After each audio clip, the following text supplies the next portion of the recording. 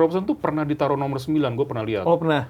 Jadi kadang kalau pemain winger cepat taruh 9, dia kan suka buka-buka ruang gitu. Tarik-tarik lawan ya? Iya, oke juga. Oke Cuma juga, kalau lu ketemu back-back yang sangar-sangar, gitu. postur besar ya butuh yang model Ayman Hussein. Hussein, gitu. bener. Teja oke ya di sisi itu ya. Cuma kalau build up bikin deg-degan Boboto sebenarnya. Teja itu kadang-kadang bro kalau udah deket dia baru passing. Maksud gua kalau kerebut bahaya banget. Australia ya? Udah Sementara sorry itu si kiper Belanda itu dari kecil udah diajarin build up memang. Jadi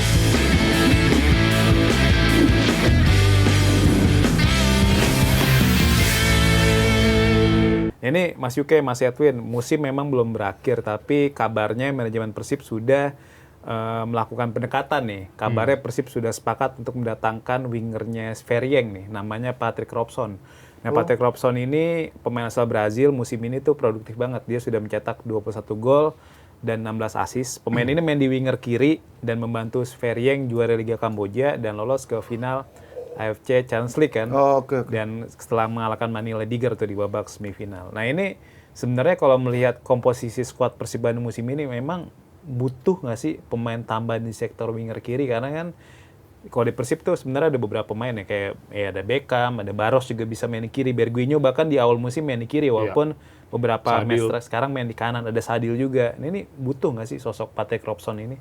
buat gue fokusnya Persib gue rasa sudah mindsetnya lebih ke Asia sih sekarang. Jadi kalau lu tanya butuh nggak butuh memang. Kalau di Asia kan kualitas bicara ya. Kalau di Super League dengan pemain yang ada mungkin bisa ya bersaing bro. Tapi kalau di Asia begitu lu udah makin atau lolos fase grup, lawan udah makin kuat. Konteks kuat apa sih? Kualitas kan gitu loh. Jadi Persib butuh meningkatkan kualitas, termasuk penyerang utama masih butuh juga menurut gua, karena Persib itu banyak buang peluang dari peluang ke konversi gol juga Persib banyak buang-buang peluang. Untungnya hasil akhirnya menang gitu. Kalau Persija buang-buang peluang hasil akhirnya ketahan. Nah, ini yang harus jadi pertimbangan manajemen dan juga tim kepelatihan Boyan Hoda kalau memang fokusnya mau ke Asia musim depan. Jadi memang sangat dibutuhkan ya Mas Yuke pemain-pemain yang punya pengalaman main di Asia kan. Iya, kalau gue lebih cenderung cari striker sih nomor 9-nya. Persib yang benar-benar bisa seperti DDS lah.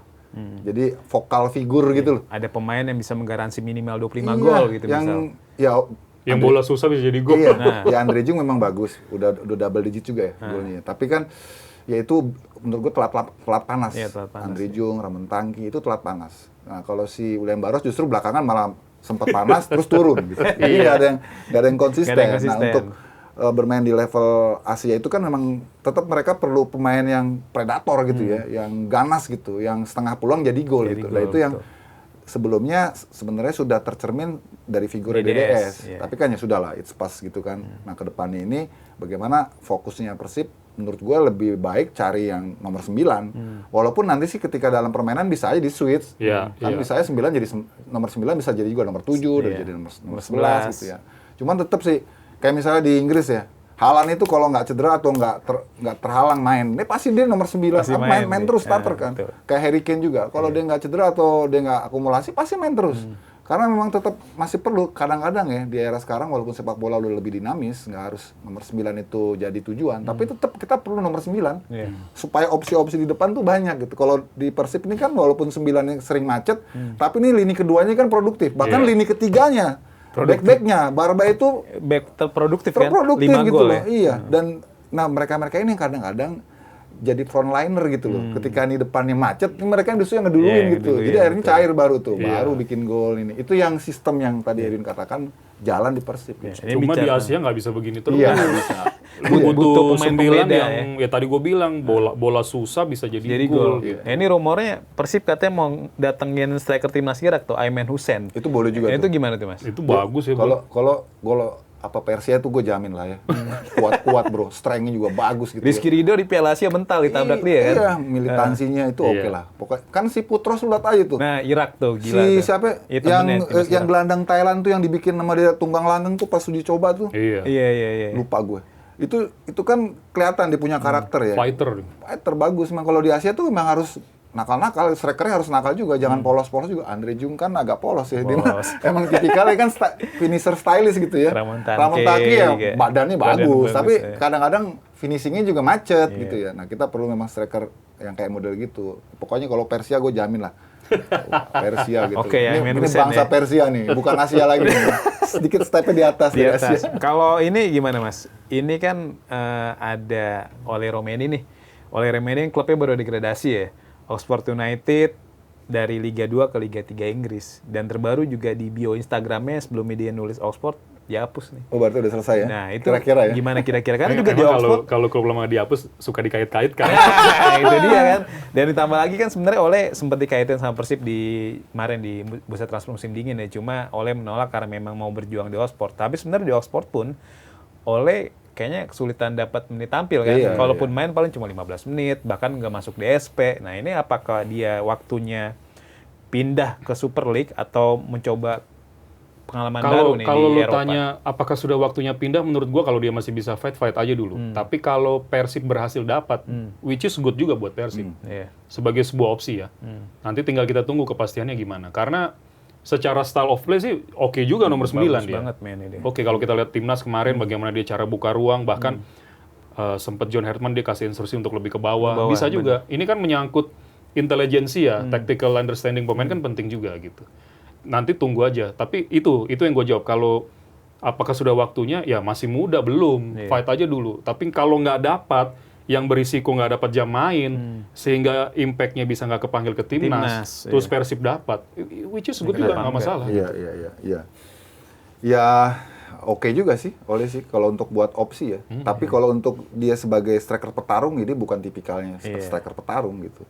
Kemarin sama John Hetman dicoba nomor 10 bagus. Okay. Tapi kan kalau Persib mah gelandangnya udah bagus-bagus semua itu. Nah kalau tadi lu kasih opsi, oke, Aiman Hussein atau Romeni ya, kita pilih Hussein. Hussein ya. Gitu. Kuat banget itu striker. Ini selain penyerang juga, tadi sebenarnya ada winger Patrick Robson, selain Patrick Robson juga ada. Itu Patrick Robson tuh pernah ditaruh nomor 9, gue pernah lihat. Oh pernah. Jadi kadang kalau pemain winger cepat taruh 9, dia kan suka buka-buka ruang gitu. Tarik-tarik lawan ya? Iya, oke juga. Cuma kalau lu ketemu back-back yang sangar-sangar, gitu, postur besar ya butuh yang model Aiman Hussein. Gitu. Benar-benar. Ini selain penyerang juga Persib sempat kabarnya mengincar Musa Sidibe kan. Bojan Hodak belak-belakan tuh bilang di awal musim ini dia pengen datengin Musa Sidibe dari JDT, tapi nggak dilepas kan. Akhirnya Sidibe malah dilepas ke Bayangkara di bulan Januari. Selain Sidibe juga Persib, ini sebenarnya masih rumor ya, dikaitin sama Peralta. Peralta kan mungkin jadi satu-satu pemain musim ini sudah mencetak double digit baik gol dan assist kan. Double ya. Dan golnya udah banyak banget lah gitu. Kalau memang melihat komposisi skuad Persib musim ini dan juga ambisi tampil di Asia, maksudnya melaju jauh di Asia lah setelah kemarin 16 besar, pasti Persib kan di musim depan kalau nanti juara Super League pasti pengen di ACL 2 lebih lagi, entah itu seperempat final atau semifinal. Nah ini dari Sidibe Peralta, mana yang lebih cocok buat Persib Mas? Dua-duanya cocok. Cuma memang kalau lihat Sidibe begitu ngecun cepet di Bayangkara juga sih mainnya. Iya, 12 Dan gol. kemarin yang bikin repot Persib di babak yang pertama itu kan 60% Sidibe kalau gue lihat. Oke juga kalau bisa dapat gitu loh. Peralta juga karena sudah memperkuat Borneo, artinya adaptasi mungkin nggak terlalu cepat ya ke Persib kalau emang dibutuhin ya. Cuma kan berarti banyak juga yang lu buang nanti di sisi flank gitu. Kalau gue sih Win lebih cocok Peralta ya. Karena si DB tuh defense-nya agak males. Si DB tuh pengen, dia tuh tipikal striker sayap yang maunya di servis. Dan kerjanya sama setengah ke depan. Individu banget. Iya. Bahwa dia punya kecepatan memang dan punya strength, agresivitas, yes gitu ya. Tapi Peralta di Borneo, ini dia bisa cocok dengan style of play-nya Bojan karena di Borneo itu juga dia punya kewajiban bantu pertahanan. Lu lihat sering deh Peralta turun sampai ke belakang untuk melakukan aksi defensif gitu, dan tetap dia nggak kehilangan energinya saat dia transisi ke depan gitu loh. Bahkan gue sempat bilang waktu itu paru-parunya 4 nih gue rasa. Kuat banget. Bisa ngegendong Borneo. Iya, dia bisa gendong Borneo dan dia tuh tipikal free role player dan versatile. Dia Borneo tuh nggak punya playmaker murni. Dia gelandang bertahannya 2 double decker, tapi playmaker murni dia nggak punya. Peralta lah yang mainkan peran playmaker. Dia meremot permainan tuh dari samping. Dan itu semua melingkupi Borneo gitu. Itu yang gue pikir lebih cocok kalau Peralta bisa diambil Borneo. Cuma persoalannya mau dikasih apa enggak gitu.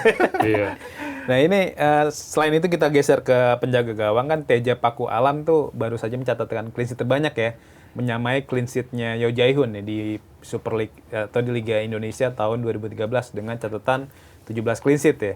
Nah, tapi kan juga di saat bersamaan kabarnya nih menurut pemberitaan media-media Belanda kayak Voetbal Premier, Voetbal Internasional, katanya Persib mengincar anak dari Ronald Koeman tuh, kipernya SC Telstar ya, Ronald Koeman Junior. Ini kabarnya Ronald Koeman Junior ini kiper yang sudah lama main di divisi ini diincar oleh Persib Bandung dan juga Lion City Sailor. Kan Lion City Sailor kan ya salah satu tim kuat lah di Asia ya. Di Singapura dia juara mulu, di ACL 2 musim lalu masuk final kan. Musim ini memang apes aja dia terhenti di fase grup karena kalah saing sama Persib dan juga Bangkok United. Nah ini kalau melihat kebutuhan di posisi penjaga gawang, usianya berapa tuh ya? Ronald Koeman Junior 30 pas. Oh, udah senior. Nah, ini 30. Cocok nggak sih buat Persib atau ya udah Teja aja gitu? Cocok aja kalau konteksnya mau memperdalam Skuad ke Asia gitu ya. Soalnya gini loh, kiper modern itu sekarang nggak diukur cuma dari refleks dan clean sheet. Tapi kalau lu perhatikan ya, Teja oke ya di sisi itu ya. Cuma kalau build up, bikin deg-degan Boboto sebenarnya. Teja itu kadang-kadang bro kalau udah deket dia baru passing. Maksud gua kalau kerebut bahaya banget. Australia ya. Udah Sementara sorry itu si kiper Belanda itu dari kecil udah diajarin build up memang. Jadi nggak pernah panik. Cuma mungkin nanti sistemnya mungkin ya harus cepet buka ruang segala macam supaya ada opsi banyak buat dia mau dikemanain tuh bola. Kalau nggak udah diteriakin pasti sama kiper itu. Gitu. Ya gue rasa sih kalau kiper asing buat Persib itu termasuk yang urgent juga ya. Karena sebenarnya kemarin kan Teja nggak didesain untuk jadi kiper utama. Kiper utamanya kan Adam Firbeek kan. Adam Firbeek malah akhirnya jadi pesakitan kan. Karena bersaing. Dia cuma didaftarin di Asia aja kan. Dia nggak bisa main di Super League terus langsung kalah dia pulang udah. Nah untuk besok kalau Persib ini bisa compete lagi di Asia ya perlulah kiper sekelas itu gitu loh, yang levelnya tinggi gitu loh. Dan ya, nanti tinggal pilih-pilih lah karena ada keterbatasan line up di Super League kan. Artinya kan harus seperti halnya Persija kan, harus ada yang dikorbanin juga kan. Nah itulah tinggal kita lihat nanti endingnya seperti apa. Kan buat musim depan baru kelihatan nanti ujungnya di sini Persib juara apa enggak gitu kan. Kalau juara berarti dia perlu nih untuk tergantung nanti juaranya nanti hasil akhirnya gitu. Ya, selain di posisi penjaga gawang juga Persib mungkin yang agak membutuhkan pemain tambahan di musim ini ada di posisi nomor 6 ya. Karena kelihatan banget tuh ketika lawan Ratchaburi itu posisi nomor 6 atau posisi gelandang bertahan tuh bocor banget ya.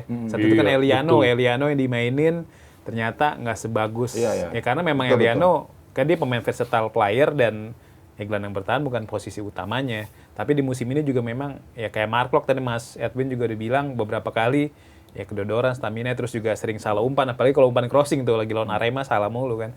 Nah, ini, iya benar. Ya kan, ini apakah tanda memang Persib harus bawa pulang Joey Pelupesi nih? Karena di bursa transfer kemarin juga Joey Pelupesi rame ke Persib kan, tapi akhirnya nggak kejadian gitu. Ya, kalau bisa sih oke juga ya, Bro. Sebenarnya tuh kalau yang lebih punya tenaga tuh Ivar Jainer. Nah, cuman kan diduluin kemarin sama Dewa. Karena Joey juga usianya nggak muda juga gitu kan. Ya. Itu kan mempengaruhi endurance dia juga kan.